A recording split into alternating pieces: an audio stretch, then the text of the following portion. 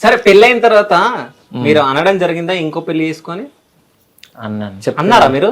Okay. చెప్తేనే ఒక పెద్ద ఇన్సిడెంట్ కూడా అయింది. ఏమైంది? అమ్మో, అసలు చెప్పలేము. అది చెప్పాలైతే. కోసేసుకోవడము, నాకు ఇంకొద్దని ఫ్యామిలీతో అసలు మాట్లాడలేదు.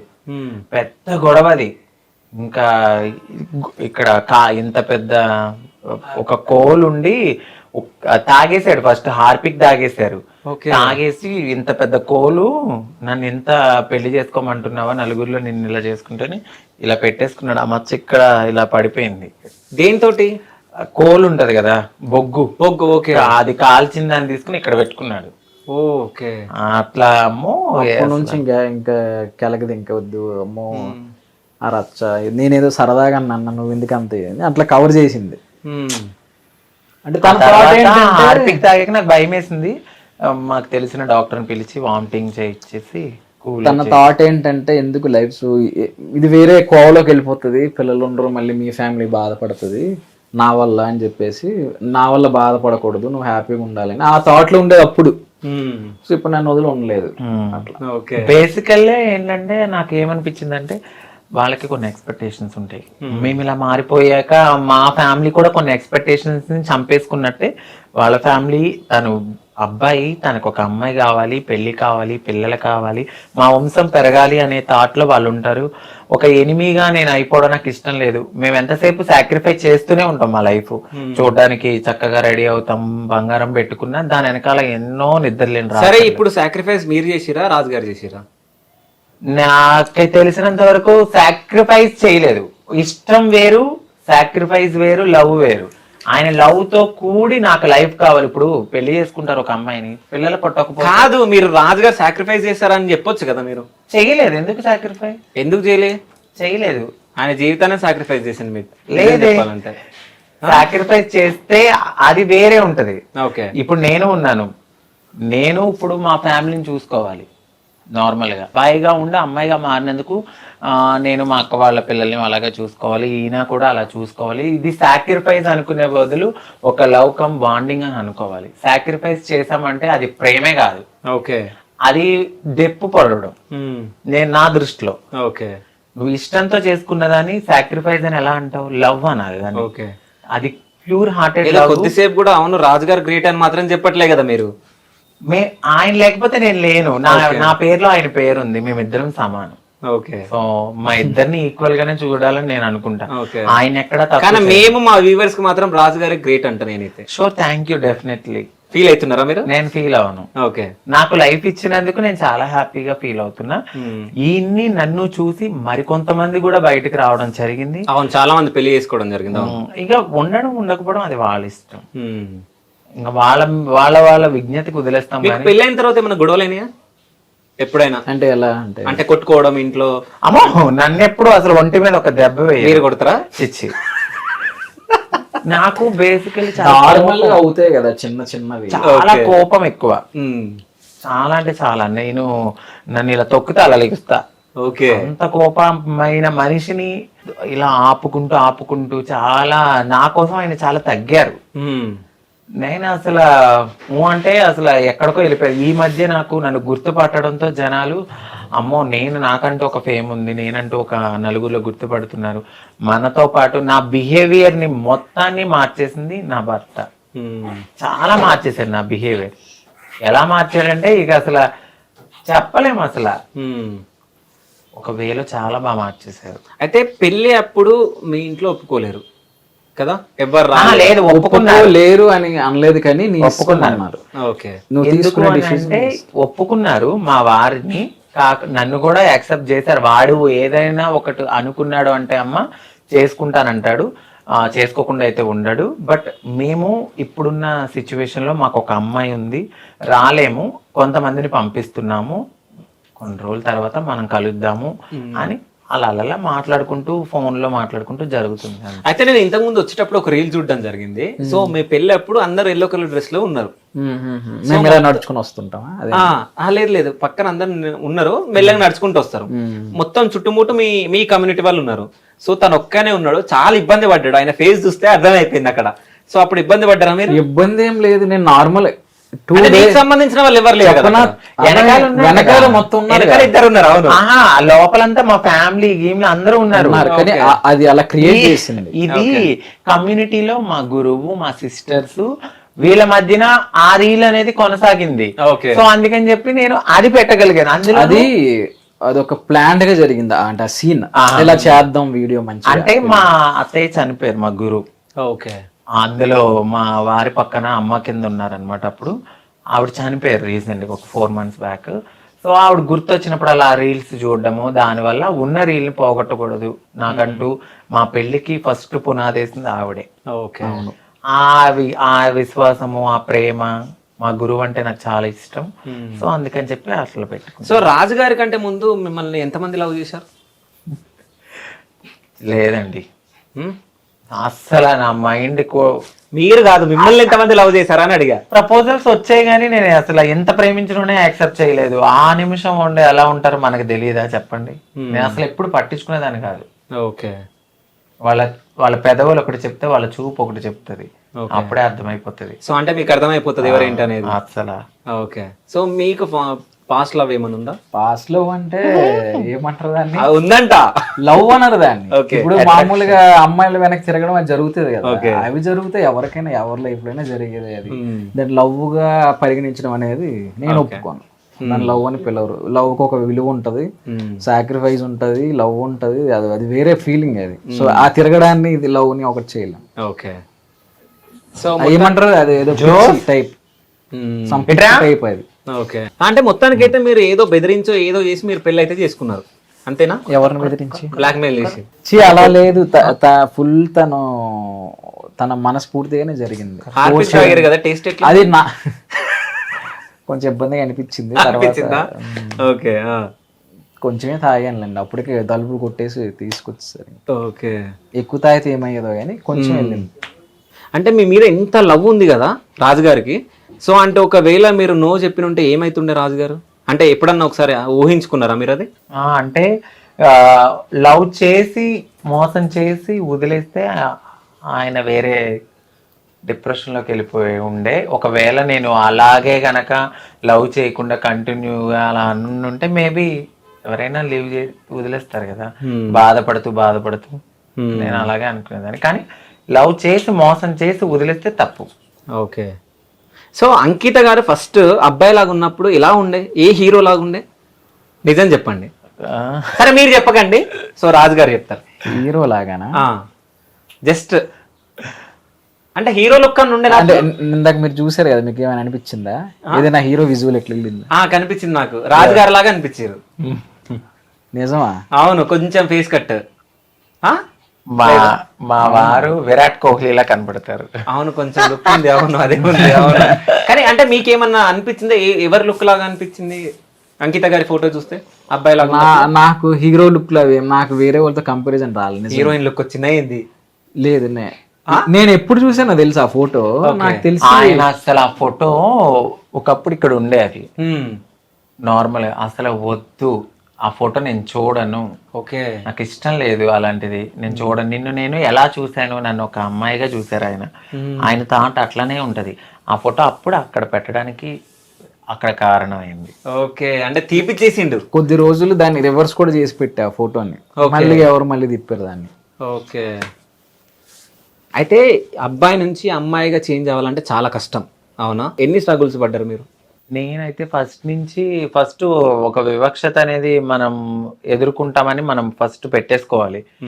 మనం ఎప్పుడైతే మారుతామో అప్పుడు ఫ్యామిలీ లైఫ్ని, పర్సనల్ లైఫ్ని ప్రతి ఒక్కటి సాక్రిఫైస్ చేయాలి. ఇంకా ట్రాన్స్ కమ్యూనిటీతోనే బ్రతకాలి, అది మైండ్లో పెట్టుకోవాలి. ఇంకొకటి, డబ్బు కోసం అయితే మేము అసలు ఆ మైండ్ సెట్తో రాము. మేము నార్మల్గా ఒక అమ్మాయిగా మారాలి, మేము ఇది అని తెలుసుకుని అందరినీ దూరం చేసుకుని కమ్యూనిటీలో రావడము, గ్యాదర్ అవడము. తర్వాత ఇంకా యాజ్ యూజువల్ ఇంకా అందరూ వదిలేసిన తర్వాత మన దగ్గర ఏముంటది, భిక్షాటన చేసుకోవాలి. ఫస్ట్ భిక్షాటన తర్వాత మీకు ఇంకా ఆప్షనల్గా అన్నీ ఇస్తారు, సెక్స్ వర్క్ ఇలా అన్నీ ఉంటాయి.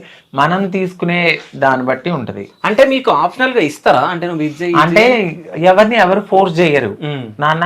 మనకుండే వృత్తులు ఇవి, మనం ఇవి తప్ప మనం ఏమి చేయలేం. మీ ఇష్టం, మీరు చేయగలను, మీరు ఉండగలను, మేము అమ్మాయిగా మారాలి అనుకుంటే మనకి ఈ ఆప్షన్సే ఉన్నాయి.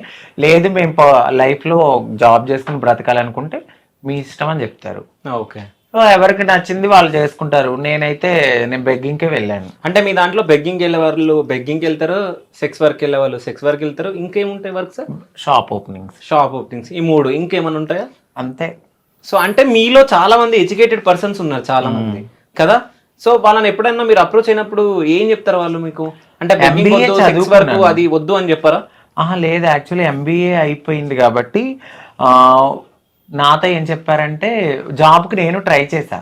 ఇక్కడ గచ్చిబౌలిలో అప్పట్లో లేడీస్కి సంబంధించి జాబ్స్ గురించి అని చెప్పి ట్రాన్స్ కూడా తీసుకున్నారంటే కొన్ని ఇంటర్వ్యూస్ అటెండ్ అయ్యాము. ఆ జీతం వచ్చి 7,000 అట్లా ఉంటది. ఆ 7,000కి నేను ఎలా బ్రతకాలి? ఇప్పుడు ఒక ఫ్యామిలీతో కలిసి ఉండే నేనైతే ఆ 7,000కి నేను బ్రతకగలను. ఆ 7,000లో నేను బ్రతకలేను. నేను ఇటు సర్జరీలు చేయించుకోవాలి, ట్రీట్మెంట్స్ తీసుకోవాలి, హార్మోన్స్ తీసుకోవాలి, థెరపీస్ తీసుకోవాలి, అన్నీ ఉంటాయి మాకు. ఇవన్నిటి మీద 7,000కి నాకు అవ్వదు కదా. రెంట్ ఎక్కడ కట్టుకోవాలి? నేను ఈ వర్షంలో వెళ్తానంటే ఆ 7,000కి ఎక్కడ రెంట్కి ఇస్తారు? ఇంక నేను ఏం చెయ్యాలి? ఆప్షనల్గా నాకు అవ్వద్దు. సో నేను బెగ్గింగ్కి వెళ్తాను, నేను ఎంతో కొంత తెచ్చుకుంటాను. అలా నేను బెగ్గింగ్కి అయితే మాకు ఫస్ట్ ఆఫ్ ఆల్ అన్ని డోర్లు మూసేసుకున్న తర్వాత ఈ వేనే మేము వెళ్తాం. కావాలని అయితే ఆ వేకి అసలు వెళ్ళాలనుకోం. అంటే మీరు అబ్బాయి నుంచి అమ్మాయిగా చేంజ్ అయిన తర్వాత చాలా ట్రీట్మెంట్ ఉంటుందా? ఓకే. అసలు ఏమేమి ట్రీట్మెంట్ ఉంటుంది? ఇప్పుడు మీరు హార్మోన్స్ తీసుకోవాలి. తర్వాత కొంతమంది గైడ్ లైన్స్ లేని వాళ్ళు ఫస్ట్ సర్జరీకి వెళ్ళాలి. సర్జరీకి వెళ్ళాలంటే ఇంత అమౌంట్ అని ఉంటుంది. చిన్న అమౌంట్ నుంచి పెద్ద అమౌంట్ ఉంటుంది. 2 lakhsలో అయ్యేది ఉంటుంది, 5 lakhsలో ఉంది, 10 lakhs కూడా ఉంది. సో ఇవన్నీ అమౌంట్స్ కావాలి కదా మనకి. ఆ సర్జరీ అవ్వాలి. దాని తర్వాత బ్రెస్ట్ ఇంప్లాంటేషన్ అది ఆ సర్జరీస్ ఉంటాయి. ఇంకా మనకు కావాలంటే లేజర్ ట్రీట్మెంట్స్ అని, బాడీ షేపింగ్ అని, అన్నిటికీ ఒక్కొక్క సర్జరీ ఉంటుంది. ఓకే. సో మీ ఖర్చు అంతా ఎవరు భరించారు? రాజు గారా? లేదు, తనే మొత్తం. ఆయన నా లైఫ్ లోకి రాకముందే, నేను అన్ని అయిన తర్వాతే ఆయన నాకు లైఫ్ లోకి వచ్చారు. దాని తర్వాత అసలు మీకు ఎప్పుడు మనీ పెట్టలేరా హాస్పిటల్కి? ఇంకేముంటాయి? ఇంకేం లేదే. పెళ్లి తర్వాత ఏం చేసుకోవాలి ఇంకా? ఓకే. ఆయన రాకముందే నేను అన్ని నాకేమేమి అవసరం అన్ని చేయించేసుకున్నాకనే ఆయన నా లైఫ్ లో చూసా అప్పుడు. ఓకే.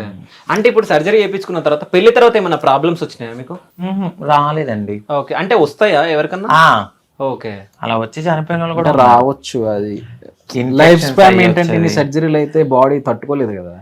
ఎనాస్థేసియా ఎక్కువ తీసుకునే కొలది మన బాడీ కంట్రోల్ అనేది మనలో ఉండదు.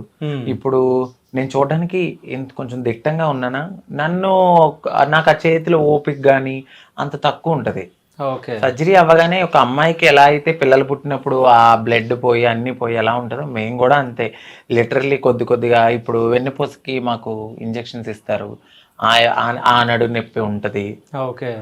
ప్రతిదీ పెయిన్ తోనే.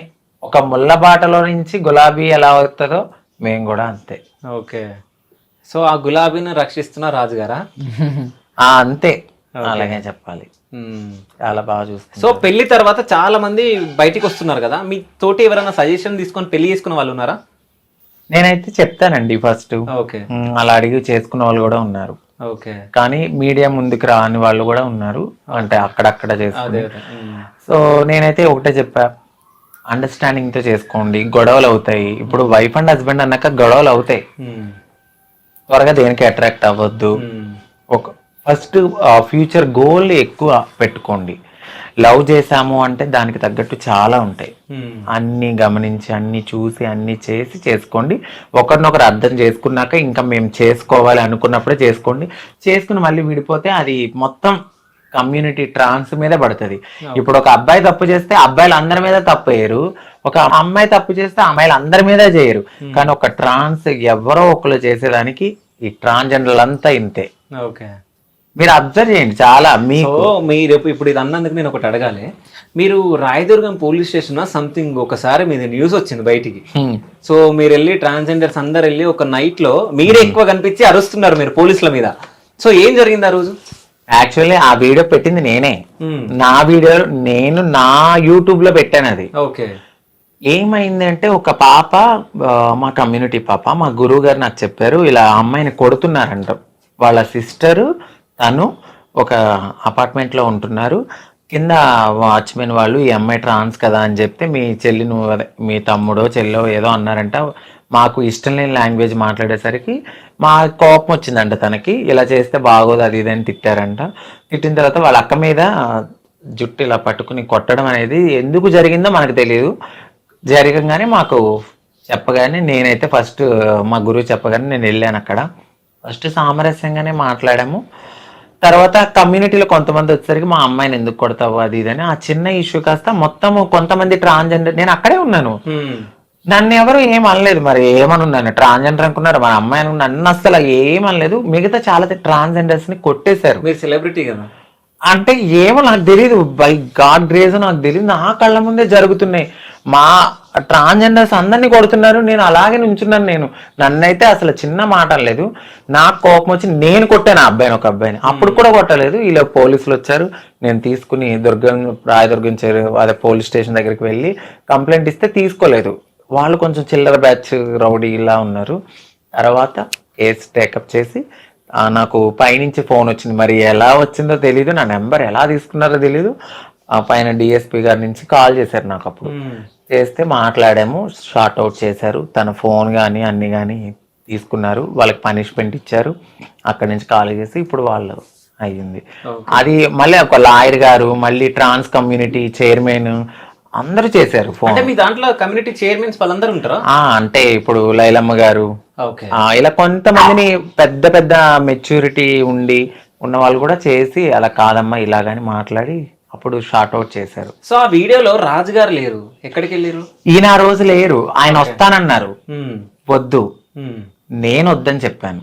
అది కమ్యూనిటీ ఇష్యూ, నువ్వు రావద్దు. నా పర్సనల్ ఇష్యూ అయితే నువ్వు రా, నా పర్సనల్ కాదు అది. కమ్యూనిటీతో నేను వెళ్ళినప్పుడు ఒకవేళ మిమ్మల్ని కొట్టినంటే రమ్మంటుండే, ఆయన వచ్చేసేవాడే. అప్పటికే వాళ్ళ బ్యాచ్ ఫ్రెండ్స్ అందరినీ, ఇంకో నా భార్య అక్కడికి వెళ్ళింది, మీరు రెడీగా ఉండండి, లొకేషన్ పెట్టండి, అప్పటికే చెప్పేస్తున్నాడు వద్దు, ఇది చాలా పెద్ద ఇష్యూ అవుతుంది. అప్పటికే నేను ఏదో కారప్పుడు తీసుకున్నాను, ఏదో ఎవరైనా నా మీద అటాక్ చేస్తే అక్కడ ఏమండి మీరు అంకిత రాజు కదా అని అన్నది. రే సాయి, ఆ క్యారెట్ ప్యాకెట్ వేసారు ఆ సూట్ కేసులో, అదే డిక్కీలో వేసా అని చెప్పా. ఇంకా సైలెంట్ అయ్యి తెలివిగా ఆలోచించి స్టేషన్ కి వెళ్ళడం. సో ఎక్కడికైనా వెళ్తే మొత్తం రెడీ చేసుకుని పోతారు, కారం, పెప్పర్ స్ప్రే అన్ని. పోలీస్ స్టేషన్ ముందు జరిగిందే చూసారు, కానీ దాని తర్వాత ఎక్కడెక్కడో కొడితే డౌన్ గాని అప్పు గాని సర్జరీలు అయినప్పుడు కొట్టడానికి కొడితే చచ్చిపోతారు. బ్రెస్ట్ ఇంప్లేషన్ జరిగిన చోట కానీ ఇంకా అక్కడ కానీ తగిలితే టాయిలెట్ అనేది స్టాప్ అయిపోయి చనిపోయిన వాళ్ళు ఉన్నారు. అందుకని మేము త్వరగా రియాక్ట్ అవుతాం. మా కమ్యూనిటీలో ఒక కొంచెం ఎంత ఇప్పుడు మీరు నేను నా పక్కన ఒక కమ్యూనిటీ అమ్మాయినా మేము ఎంత కొట్టుకున్నా తిట్టుకున్నా మా మీద వేరే వాళ్ళు వచ్చేసరికి మేమంతా ఒకటైపోతాం. ఆ బాండింగ్ ఉంది మాలో. అందుకని మీడియా పోలీసులు కొంచెం జాగ్రత్తగా మాట్లాడతారు.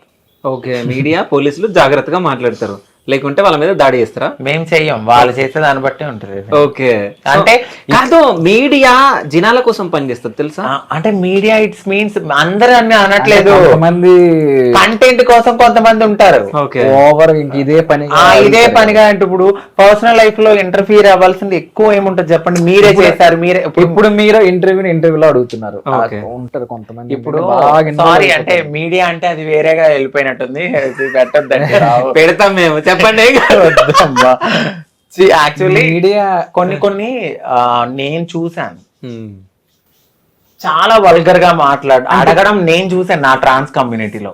నాకు అలాంటి బూతులుగా మాట్లాడే మీడియాకి నేను వెళ్ళను. కొన్ని మీ ఛానల్ చూడరా, చాలా ఛానల్స్ లో అడగలాని కూడా అడిగితే మేము మనుషులమే, పొట్టకుటి కోసం 1000 లక్షలు చేసుకునే వాళ్ళు కూడా ఉంటారేమో, కానీ దాన్ని పబ్లిక్ లో పెట్టి అది ఎక్కడో తీసుకెళ్లాలనుకోవడం నాకు తెలిసినంత వరకు కరెక్ట్ కాదు. పోనీ అలా నువ్వు పెట్టేటప్పుడు మరి ఒక 30,000 పెట్టి జీతం ఇప్పి చేసుకుంటారేమో కదా. మీరు ఎప్పుడైనా